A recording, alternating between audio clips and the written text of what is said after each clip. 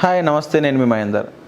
NDA కూటమి అభ్యర్థిగా అంటే ఎమ్మెల్సీ బరిలో నాగబాబు గారు అయితే నిల్చున్నారు. మనకు అందరికీ తెలిసిన విషయమే. అయితే ఆయన తాజాగా తన అఫిడవిట్ని మాత్రం సమర్పించిన పత్రాలలో 70 కోట్ల రూపాయలు ఆస్తుల్ని ప్రకటించారు. అంటే చాలా భారీ అని చెప్పుకోవచ్చు. అంటే మనం చూస్తూ ఉన్నాం, తెలంగాణ ఎన్నికల్లో చూసాము. మల్లారెడ్డి గారు సీఎంఆర్ ఎవరంటే ఈ మల్లారెడ్డి అని చెప్పిన పాలమ్మి పూలమ్మిన మల్లారెడ్డి అట్లీస్ట్ నాకు కార్ లేదని అఫిడవిట్లో పెట్టారు. మరి అలాంటి విషయాన్ని పక్కన చూసుకొని ఇప్పుడు మన నాగబాబు గారు ఏకంగా 70 కోట్లు అఫిడవిట్లో ప్రకటించారంటే మరి ఏ విధంగా ఉండాలని చూడాలి. అయితే తనపై ఎలాంటి క్రిమినల్ కేసులు లేవని స్పష్టం చేశారు. అయితే మెగా ఫ్యామిలీ గురించి ప్రతి చిన్న విషయాన్ని ఆసక్తిగా చర్చించే జనాలు మాత్రం ఇది ఇంకా ఎక్కువ ఆసక్తిగా తీసుకుంటున్నారు. అంటే 70 కోట్ల ఆస్తులు అంటే అంత ఆషామాష విషయం కాదు ఈ రోజుల్లో. అలాంటిది ఎమ్మెల్సీ కోటాలలో ఆయన ప్రకటించిన ఆస్తుల గురించి ఇప్పుడు బాగా చర్చగా మారింది. నాగబాబు దగ్గర మొత్తం మ్యూచువల్ ఫండ్స్ బాండ్లు అయితే నార్మల్ బాండ్లు అయితే 59 కోట్ల రూపాయల ఆస్తులు ఉన్నట్లుగా తెలిపారు. మ్యూచువల్ ఫండ్స్ క్లారిటీగా మొత్తం అఫిడవిట్లు కూడా ఇప్పుడు బాగా వైరల్ అవుతూ ఉంది. మ్యూచువల్ ఫండ్స్ బాండ్లు 55.37 కోట్లు, చేతిలో నగదు వచ్చేసి 21,80,000 ఉన్నట్టు తెలుపుతున్నారు. బ్యాంకు నిల్వలు వచ్చేసి 23.53 అంటే 23 లక్షలు ఎంతో చూపించారు. ఇతరులకు ఇచ్చిన అప్పులు అంటే నాగబాబు గారు వేరే వాళ్ళకి ఇచ్చిన అప్పులు దాదాపు 1,30,00,000 మాత్రం చూపిస్తున్నారు. ఒక బెంజ్ కారు అయితే ఉంది, ఆయనకి 67,28,000 రూపాయలని కూడా అది కూడా క్లారిటీ పెట్టారు. తర్వాత హుండాయ్ కారు 11.4 లక్షలు విలువ చేసే కారు. అంటే అప్పుడు విలువ చేసే కారు, అది ప్రజెంట్ మార్కెట్ ఉన్న వాల్యూ అయితే కాదు అది.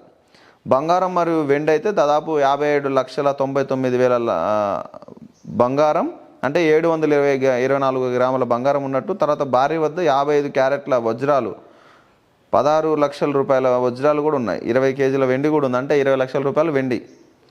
హైదరాబాదు పరిసరాలలో దాదాపు 11 స్థిరాస్తులు, అవి కూడా క్లారిటీగా మెన్షన్ చేశాడు. నాగబాబుకు హైదరాబాదు, మెదక్, రంగారెడ్డి జిల్లాలలో భూములు ఉన్నాయి. అంటే మన హైదరాబాద్ సరౌండింగ్స్లోనే భూములు ఉన్నాయి.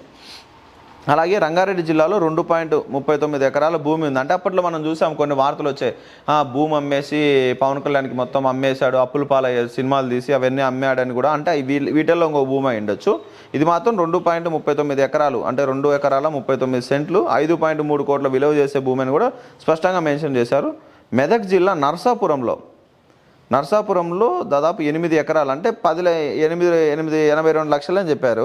అంటే 10 లక్షలు విలువ చేసే ఎకరా భూమి 8 ఎకరాలు ఉన్నట్టు దీనిలో అయితే క్లారిటీగా మెన్షన్ చేశారు. రంగారెడ్డి జిల్లా టేకులపల్లిలో 1.07 ఎకరాల భూమి ఉంది, అది 53,50,000 విలువ చేస్తాయని కూడా క్లారిటీ పెట్టారు.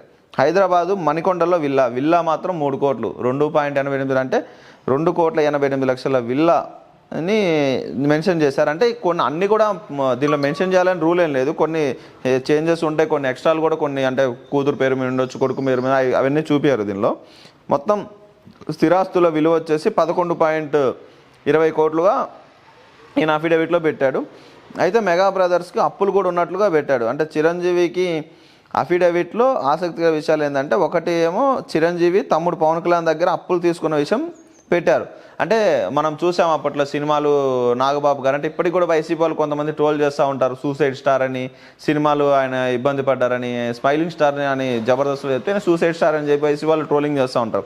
అంటే కొన్ని సినిమాలు అయితే ఆయన ఏదైతే ప్రొడ్యూస్ చేశాడో, ఆ ప్రొడ్యూస్ చేసిన ప్రతి సినిమా ఫ్లాప్ కావడం, ఆయన అప్పులలో పడడం, ఆయనకున్న ఇంట్రెస్ట్ అంతా పోవడం, మళ్ళీ అప్పులు తీర్చడం కోసం పవన్ కళ్యాణ్ కష్టపడడం, లేదంటే చిరంజీవిని కష్టపడడం, నాకు చిరంజీవి సపోర్ట్ చేశాడు, పవన్ కళ్యాణ్ సపోర్ట్ చేస్తాడంటే దాన్ని కూడా కొంతమంది దాన్ని విచిత్రంగా చూశారు. అయితే ఇప్పుడు అఫిడవిట్లో మాత్రం అది పక్కన క్లారిటీగా మెన్షన్ అయ్యి కనపడ్డాయి. అంటే దాన్ని ఎవరు దాయలేరు. చిరంజీవి దగ్గర 28,50,000 అంటే 28,50,000 అప్పు చేసినట్టు దీనిలో క్లారిటీ పెట్టాడు. అయితే పవన్ కళ్యాణ్ దగ్గర మాత్రం 6 లక్షలు మాత్రమే. అంటే పవన్ కళ్యాణ్ అందరికి పంచుతున్నాడు కాబట్టి ఆయన దగ్గర లేవేమో, 7 లక్షలే తీసుకున్నాడు. ఇదే కాకుండా బ్యాంక్ హౌసింగ్ లోను 56 లక్షలు ఉంది. అదే కారు కూడా 7 లక్షలు లోన్ ఉన్నట్టు ప్రకటించారు. అయితే ఈ అప్పులు ఎలాగున్నాయి, ఆస్తులు కూడా అలాగే ఉన్నాయి. అంటే 70 కోట్లు ప్రకటించడమే ఫస్ట్ ఒక పెద్ద విషయం అని చెప్పుకోవచ్చు. అంటే పొలాల మీద బాగా ఇన్వెస్ట్మెంట్ అప్పట్లో మనం చూస్తూ ఉన్నాం. చిరంజీవి గారు ఒక ఇష్యూలో చెప్పారు. అప్పుడు నేను సీనియర్ ఎన్టీఆర్ దగ్గరికి వెళ్ళినప్పుడు, బ్రదర్ ఇనుప ముక్కల మీద ఇన్వెస్ట్మెంట్ పెట్టొద్దు, భూమి మీద పెట్టండి ఉపయోగం ఉంటుందని చెప్పి అన్నారన్నట్టుగా చిరంజీవి గారు చెప్పారు. అలాగే అప్పట్లో కోకాపేటలో 100 కోట్లు ఎప్పుడైతే జరిగిందో అప్పుడు నేను మా చెల్లికి రాసి ఇచ్చాను. అది అలా చాలా వాల్యూ పెరిగిపోయింది కోకాపేట ల్యాండ్స్ కూడా, కోకాపేటలో కొనలేని పరిస్థితి అని చెప్పి చిరంజీవి లాంటి వాళ్ళు మాట్లాడిన పరిస్థితులు.